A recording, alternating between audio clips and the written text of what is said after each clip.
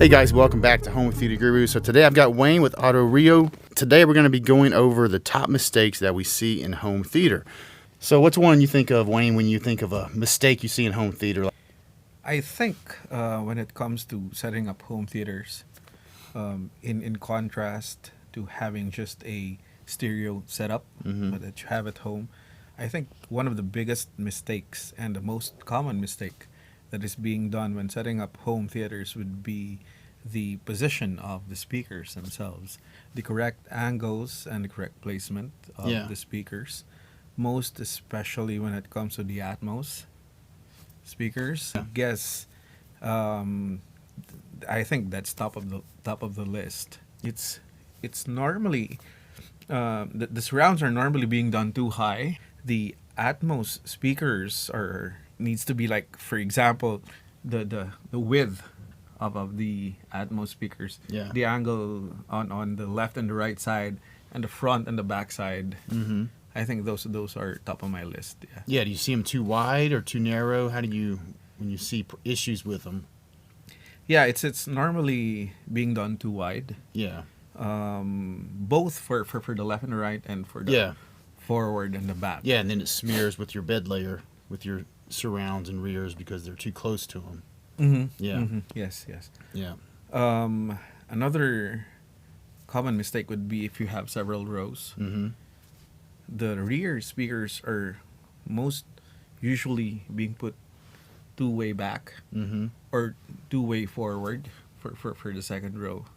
Yeah, I see that too, especially with like surrounds being blocked, because if someone sits next to you. We've had that on the channel too, where I actually measured it with a head and without a head sitting next to you, and it from everything from like 3K and up, it just drops like 5 to 10 dB just for someone sitting next to you. So that's also important, that you want to make sure that every row and every seat, nothing's blocking those surrounds, because if you block those surrounds, then you pretty much losing everything that pans from front to back of the room.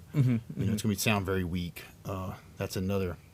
You don't get enough coverage because somebody's blocking it, or something is blocking it. Like a seat back. These are kind of high back seats, so if you place them behind, 110, if you can't see the speaker, you can't hear the speaker, so it's going to perform very, very poorly. And if you have your main listening position at the center, and you are at the center, when you have people watching with you, you're not getting the correct experience, even if you're in the MLP. Yeah, you're being blocked on both sides, so you have your surround sound, or your side surrounds are being blocked. So much for the MLP. And of course it looks good on a graph or a guy in a studio sitting by himself. That's fine, but in reality, home theater setting, it's you'll end up having to watch alone, It sounds so much better when you're by yourself.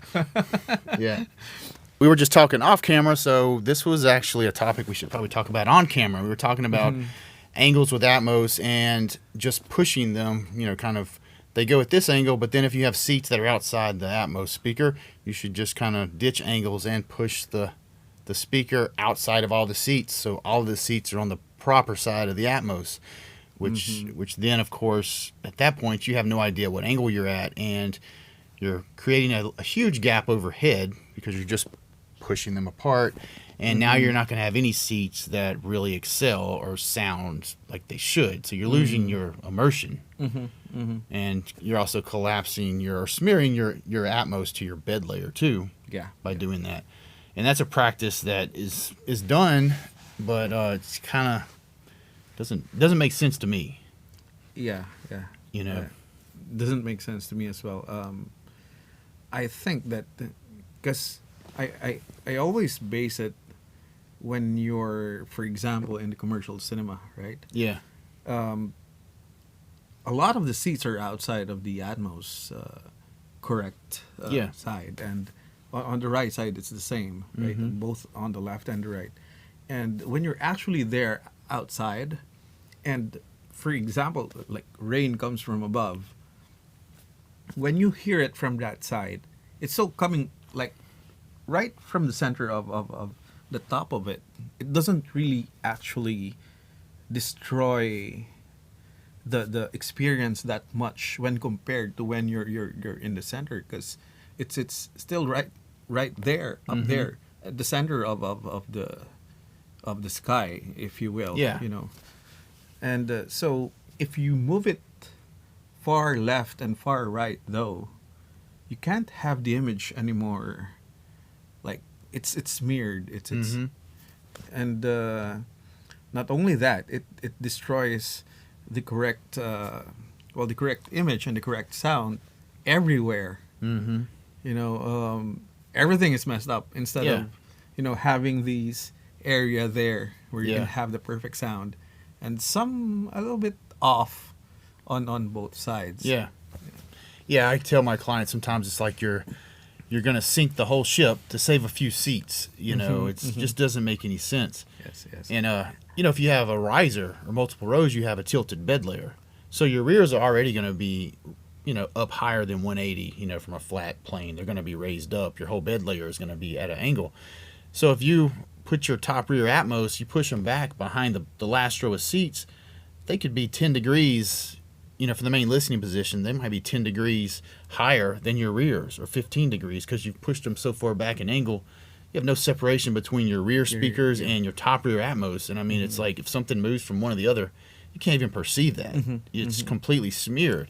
Yeah, and I use a lot of, I use arrays for my top rears a lot. If I have a front row with two rows and a front row main listening position, I'll array the top rear so that both rows have a proper, so at least the top rear Atmos object placement is behind both rows, to kind of give them a little bit of proper placement for the back row as well, because that if you have enough separation between your rear surround and your top rear, that speaker is usually going to be a little bit forward of the back row, and so they're not really going to have any Atmos object placement behind them. But by arraying it, you can. Yes, yeah.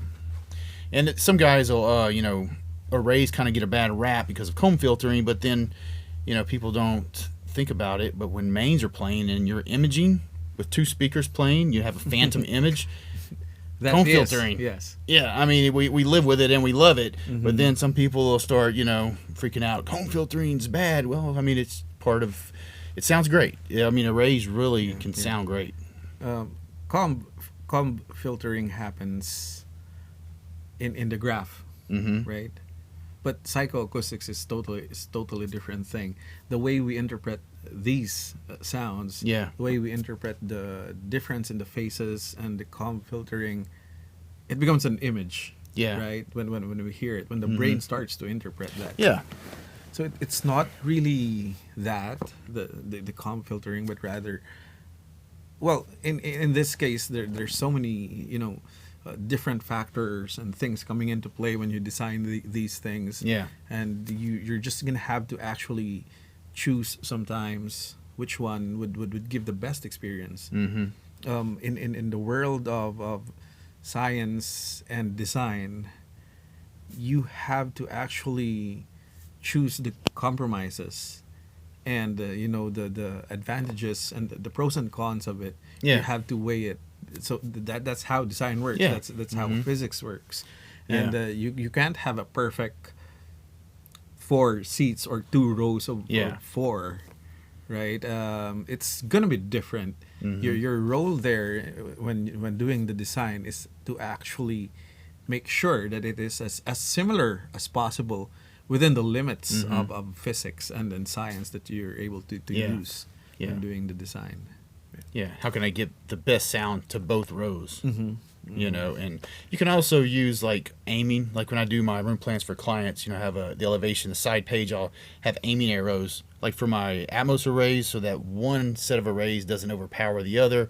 They're trying to, so that's going to reduce, you're kind of steering. You don't want one set to steer the other too far out of placement acoustically, and the same thing with your surround arrays. One row's lined up directly on axis, the other row's going to be off axis, so that other array for the other row is not going to affect it nearly as much because you're off axis of that array and on axis with the array that's for your row. So, you kind of use some tricks too to kind of look at how each row, how their experience is going to be, and Yes. All right. So what's another one that you see? Should talk about screens. Just the bigger the better. Yeah, these are common mistakes. Yeah, yeah, yeah. Everybody wants the biggest screen. Like they want to fill the wall up with the screen. Mm-hmm. Yeah, And yeah, bigger is not always better. yeah, And there's what do you have to say about it? yeah. Like I've got one of my clients. He sits like 9 feet from a 120-inch 16:9, and it's like a 48-degree viewing angle, which for a 16:9 is huge. But he's always getting ragged about it online because he posts online a lot that it looks small on the wall because it's a pretty good sized wall, and everybody's like, you need to fill the wall. That screen's too small. But the thing is, most of the guys that are telling him that, his screen's way more immersive than theirs because they may have a 150-inch screen that they're sitting 15 feet from. And so they're only at a 40-degree viewing angle. He's at a 48, so he's got a vastly larger image than they do. Mm-hmm. But because his screen is only 120 inches, there's people that just don't understand that, the distance from the screen and the viewing angle is what dictates how big the screen should be. Yeah, that's right. It's actually how big it looks to you when you're already watching. You're sitting there and you're watching, right? Yeah. And so there's this. When we did our gondolin showroom, I did not really have that much of a choice when it came to the screen because I had to make it a little bit bigger. Mm-hmm. Due to some certain circumstances wherein the second row would be a little bit more compromised, I guess. And so I had to make it bigger. Mm-hmm. And then we're trying to aim for a wider angle anyway, since our first design was as a smaller screen. And so when the bigger screen came and I checked the angle, it's a lot bigger than how I designed it. Yeah. It's around 50 degrees mm-hmm. in the main listening position, right? And so most people would say that you'll get used to it eventually, But I find that whenever I go home mm-hmm. to my hometown, because I live in the capital now, and I have a showroom there as well. My first showroom that I made. Yeah. And it was 45 degrees, and every time I go home and I sit in the Hyperion Theater and I look at that 45 degree screen and I watch on it, I just feel like this is the perfect angle. This is how it really should be, Yeah. And you don't really get used to it if it's too big for you. I normally sit at the second row instead. Mm-hmm. When I watch, except in rare cases where I have to be in the MLP to critique the sound of a certain demo scene, for example. Yeah. But normally when I watch movies, I just sit at the back because it's much better. It's more comfortable. Yeah, it gets visually fatiguing mm-hmm. to watch mm-hmm. a screen that's too big. You go like this because it's too big. Right? Now scope, with scope I go 58 to 60 degrees, but scope is a little different because of course it's not as tall. So I go wider with scope, mm-hmm. but a 16:9, I mean I found the same thing. Once you get it to around 50 degrees, that's kind of like the danger zone, and I'll make sure my guys know mm-hmm. you're getting to the point where you might be watching alone. Yes. If you want everybody in your family to enjoy this theater, I'm telling you, mm-hmm. maybe back down a little bit. Because I also like 45 degrees. Mm-hmm. It's kind of it's nice and immersive, but it's comfortable where everybody's going to enjoy it and it's safe. Yes. And actually, there was this doctor friend of mine who is actually an expert, a doctor on vision and mm-hmm. eyes, ophthalmologist, and we were talking about it because he also loves home theaters, and he actually told me that when we think that the screen is too big for us, we're actually intuitively talking about how big it is when it comes to the height of it. Yeah. Because our eyes evolutionarily are kind of like designed to go sideways, and so if it's panoramic, it's actually okay for our eyes. But if it's too big when it comes to the height of it, Yeah. it becomes too much for us. So this screen that we have, for example, that's the reason why you could go bigger on a 2.35 Yeah. because it's not that high. Yeah. And when it's 16 by 9, it's just higher. It's just taller. So Yeah. it kind of like fatigues your eyes. Yeah. Yeah. Yeah. And the 60-degree scope has about the same height as a 45-degree 16:9. Which works out pretty much perfect. So that's yeah. So it's around 58 degrees, right? 50, 60. Yeah, 58 to 60 is about the same height as you would have with a 45 16:9, 45 degree. Yeah. So, which explains why it's comfortable, because your height is about the same, but once you go beyond that in either scope or 16:9, you start getting too tall. Yeah. All right, now what about main placement? I think that's one of the common mistakes as well. Not observing the correct angles between the LCR. Not just that, but as you've mentioned just before, not towing in the mains or not aiming them properly. I've actually heard a lot of people say that these speakers of mine, they're designed to be wide dispersion. Yeah. So I don't have to tow them in. So what do you have to say about that? Well, wide dispersion gets thrown around all the time because it's a selling. You call a speaker wide dispersion, it sells. It sells that speaker. Doesn't really mean it's wide dispersion. There's speakers out there that have a very narrow dispersion that people think are wide because they have good dispersion. Of course, good dispersion just means that the off axis resembles the on axis. But a wide dispersion means that it has a lot of energy off axis. It doesn't lose energy quickly off axis. But that, even a dome, which kind of inherently has a wider dispersion, has more energy as you go off axis, or it doesn't lose as fast as like something with the waveguide. You're still going to lose energy off axis. So it's even a wide dispersion, you have to be careful of it and understand as you get off axis, you're going to lose upper energy. Yeah. And not only that, but there's also the problem of when you're not aiming the speakers properly or not towing them in. Yeah.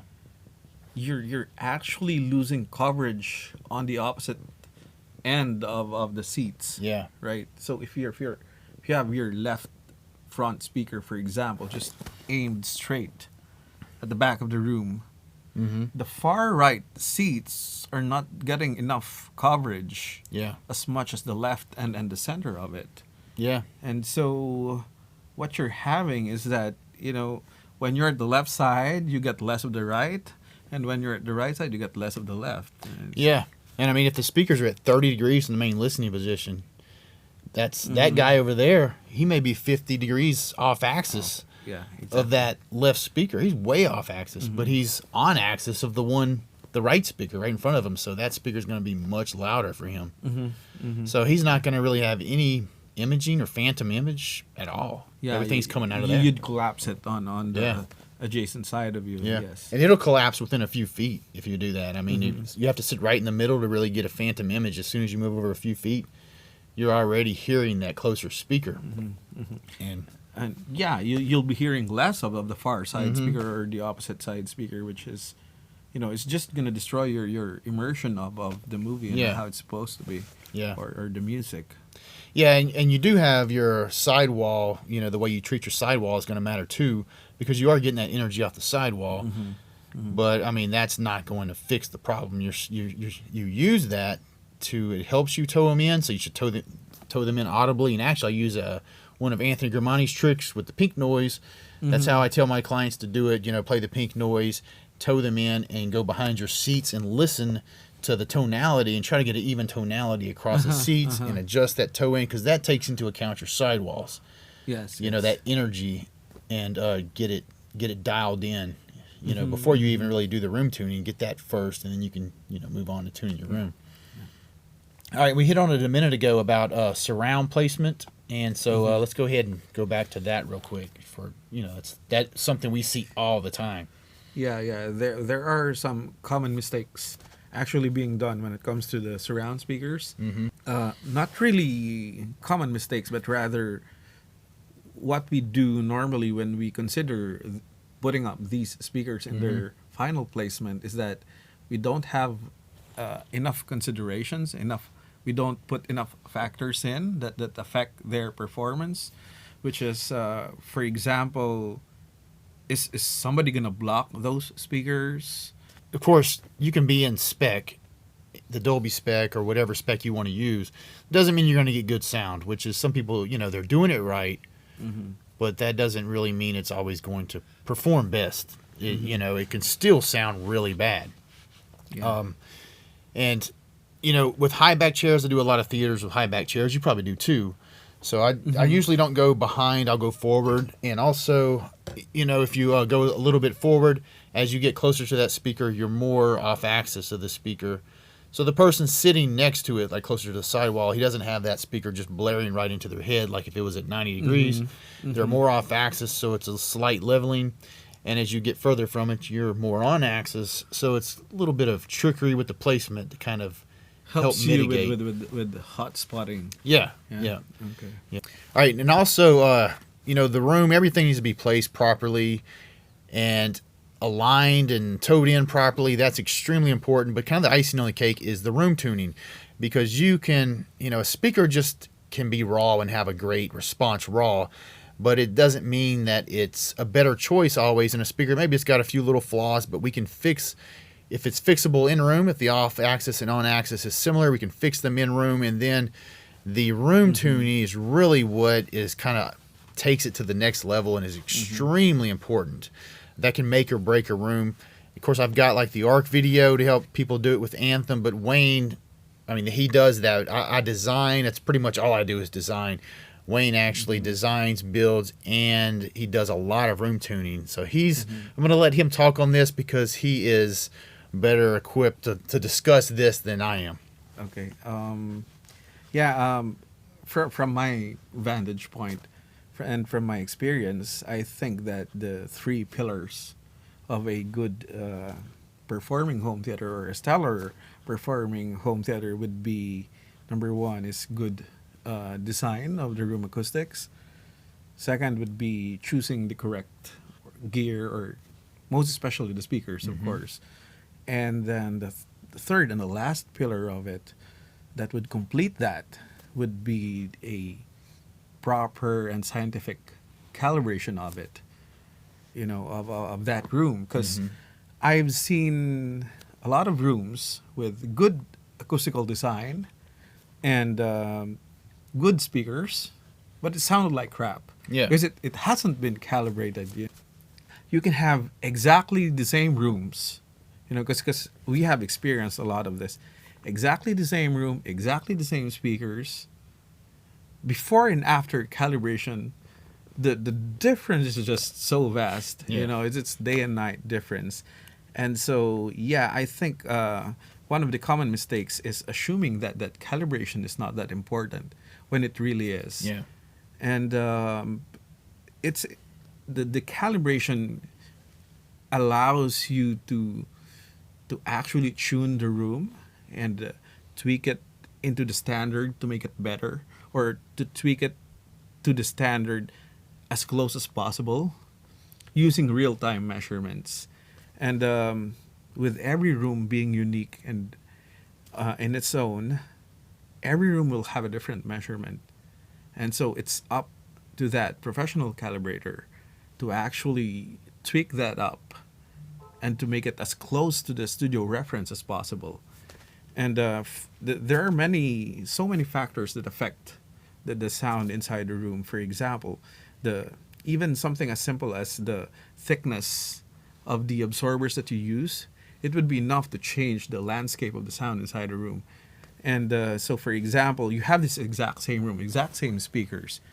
One room uses, say, for example, 4 inches thick of absorbers, and the other room would use maybe, let's say, 6 inches. It would have a vastly different sound pre-calibration, because it will have a different response throughout the spectrum of the sound. much of the higher frequencies will be absorbed, and much of the mid frequencies will be absorbed as well. But the bass response would be different because they have these different thicknesses of the absorbers would change that. Yeah. And so when you listen to it before calibration, they would have a vastly different sound. One would be bass heavy, the other would not so much be. And so it's up to the calibrator to actually tweak this, and to get that perception of balance when you actually start, listening to it. Yeah. And a lot of people think like auto room correction is going to fix the room. And Yeah.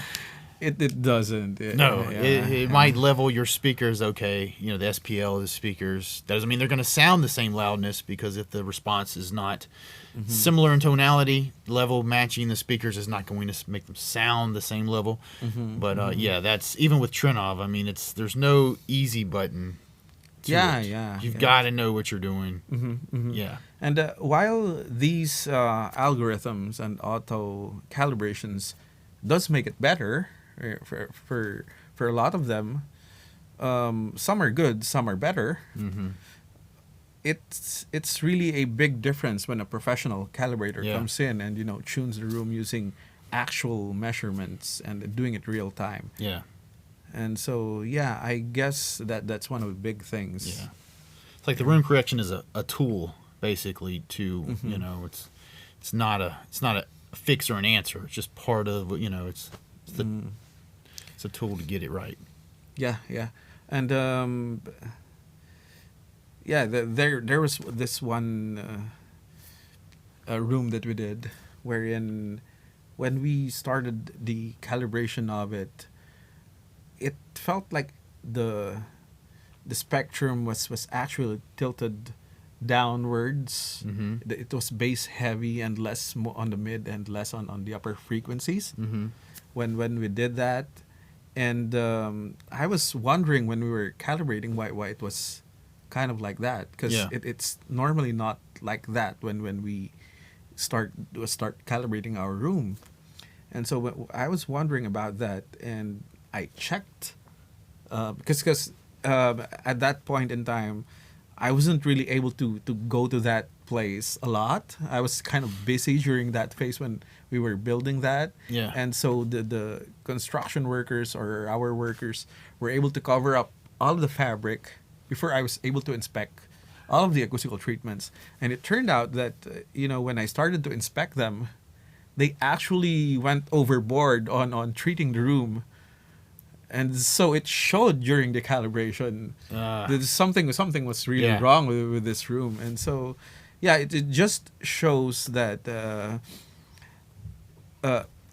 when you do change something in the room, the real-time measurements are going to change. And that instills the importance of a calibration. Yeah. By taking these real-time measurements, you're actually able to tweak the settings, and you're able to make it go into the standard as close as possible, that you want it to be.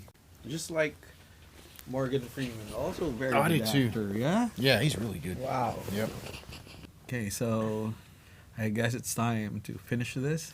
I think we pretty much wrapped it up. Can't really think of any major ones. Me as well. Yeah.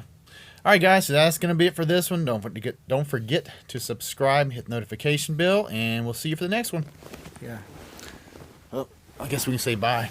All right. Bye. Bye.